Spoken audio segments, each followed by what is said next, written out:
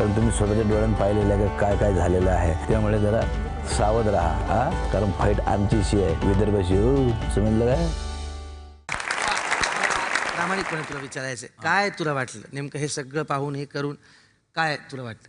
वरुड आणि मोर्शी हे 2 तालुके आहेत, त्याला विदर्भाचा कॅलिफोर्निया असं म्हणतात. अच्छा. हा ऍक्च्युली कारण संत्रा जे आपण संत्रा खाता ना, नागपुरी संत्रा म्हणतात, ते ऍक्च्युली नागपूर जिल्ह्यात पिकत नाही, पण वरुड आणि मोर्शी तालुक्यात हे संत्र्याचं पीक होतं आणि ह्याचं मार्केटिंग फक्त नागपूरला होतं. ऍक्च्युली खरोखर खूप पाणी होतं वरुड तालुक्यात, पण इतका उपसा झाला की आता तिकडे बंदी घातली. बोरवेल तुम्हाला खणता येत नाही, तुम्हाला साधी विहीर खणता येत नाही, इतकं पाणी असून ते आता हे याची गरज होती आणि लोक खरोखर हिरिरीने उतरले. प्रत्येक गावात आनंदाची गोष्ट अशी आहे की महिलांचा सहभाग जास्त आहे, पुरुषांचा सहभाग पण वाढू द्या प्लीज, माझी नम्र विनंती आहे. संत्रा बऱ्याच ठिकाणी होते, पण वरुडचा आणि मोर्शीचा संत्रा जो खास आहे, ज्याची चव आहे आणि असा म्हणजे त्याचा अगदीच बरोबर आहे. आणि वरुडचं संत्र सगळ्यात स्पेशल असतं हे इथं पाहूनच लक्षात येतं. नट अनेक आहेत पण एक स्पेशल नट असा आहे.